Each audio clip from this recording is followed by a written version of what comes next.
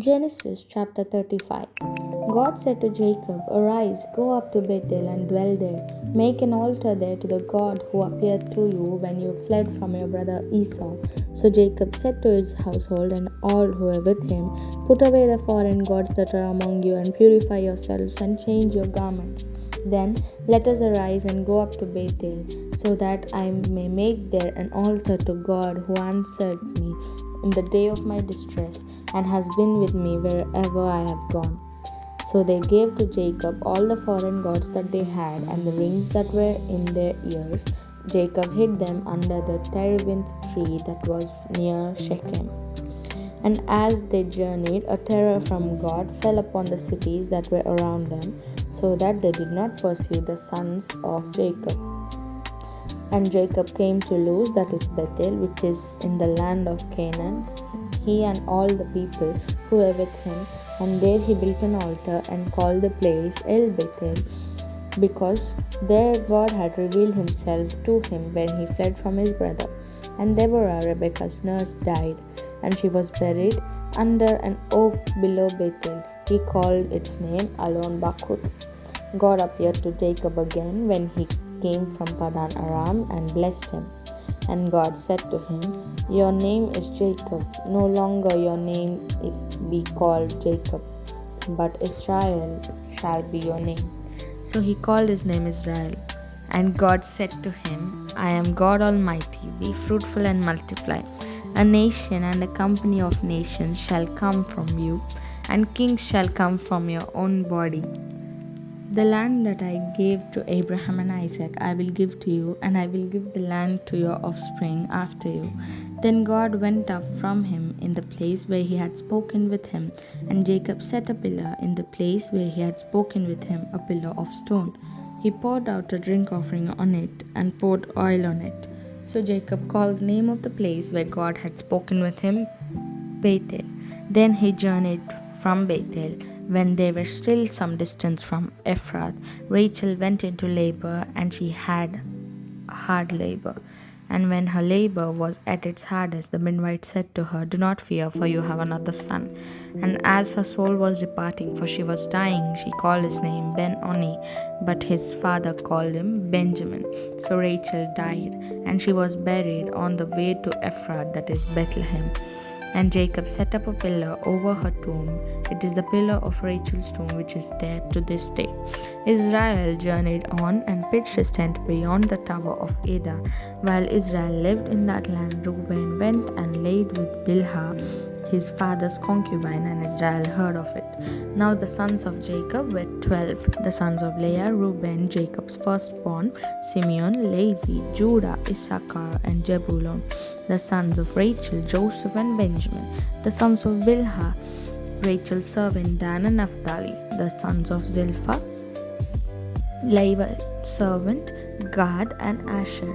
These were the sons of Jacob who were born to him in Padan Aram. Jacob came to his father Isaac at Mamre, or Kiryat Arba, that is Hebron, where Abraham and Isaac had sojourned.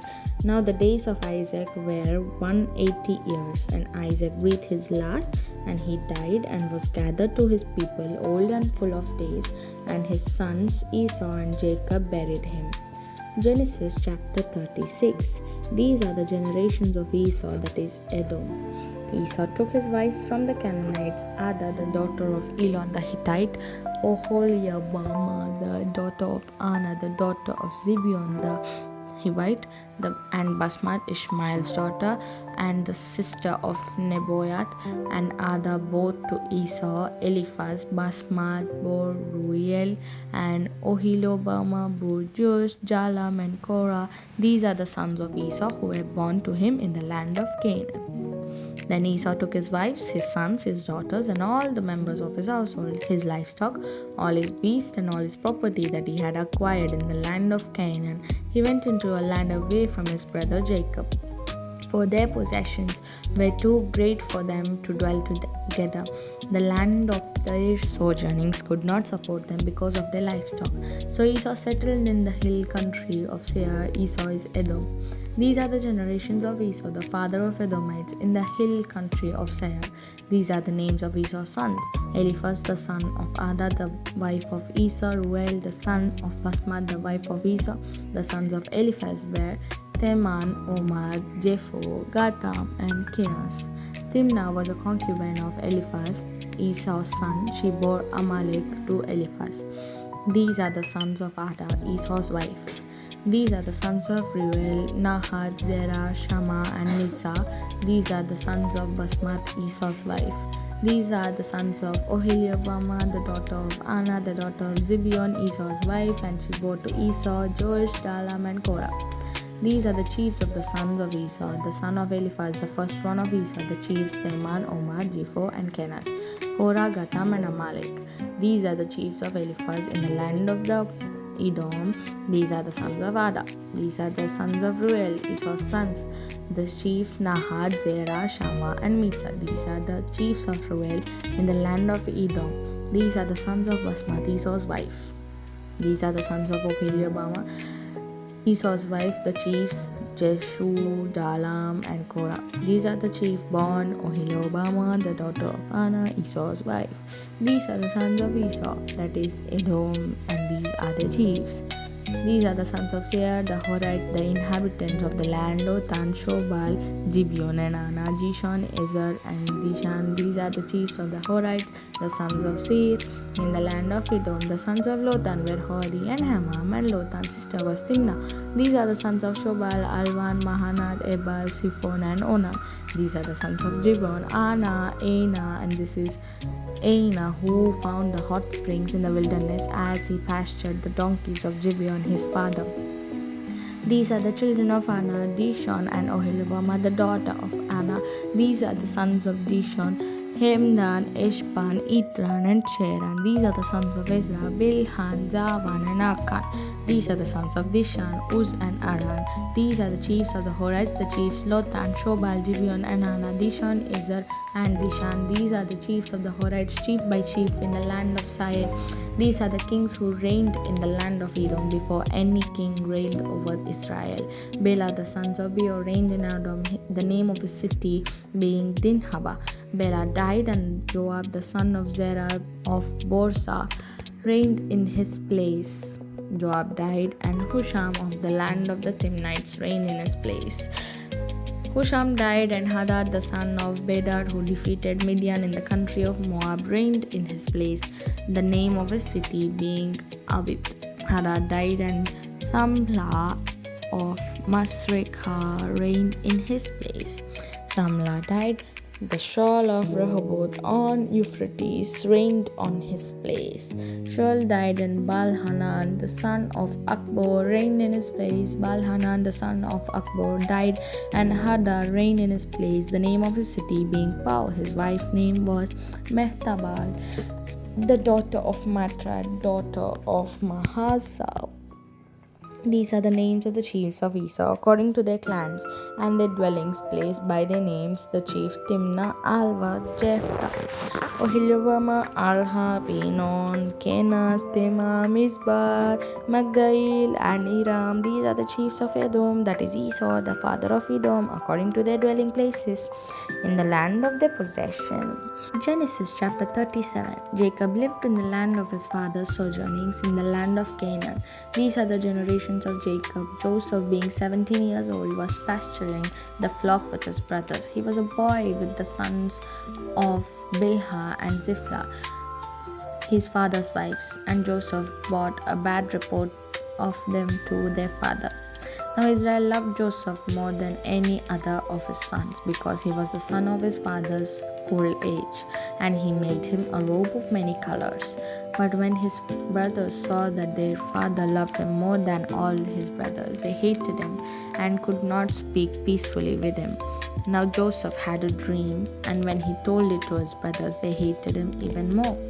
And he said to them, Hear this dream that I have dreamed. Behold, we were binding sheaves in the field, and behold, my sheaf arose and stood upright, and behold, your sheaves gathered around it and bowed down to my sheaf.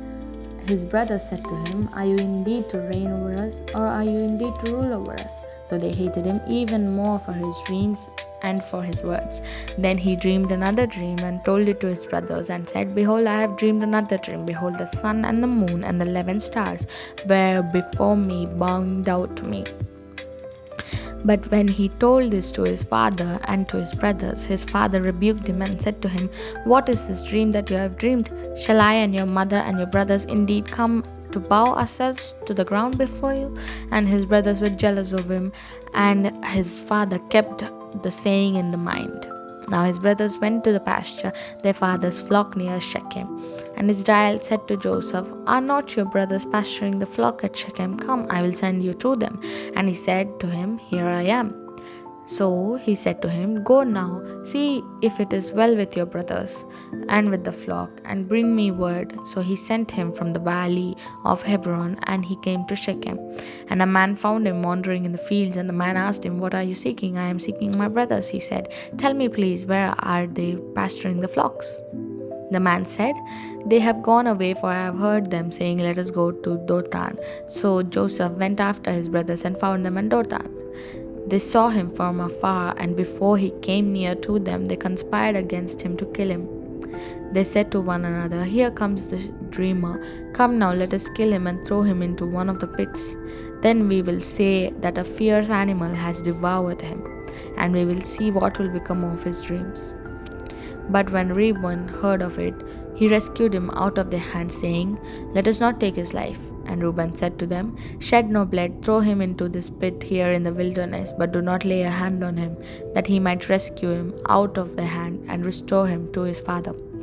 So when Joseph came to his brothers, they stripped him of his robe, the robe of many colors that he wore, and they took him and threw him into a pit. The pit was empty, there was no water in it. Then they sat down to eat, and looking up they saw a caravan of Ishmaelites coming from Gilead with their camels, bearing gum and balm and myrrh, on their way to carry it down to Egypt.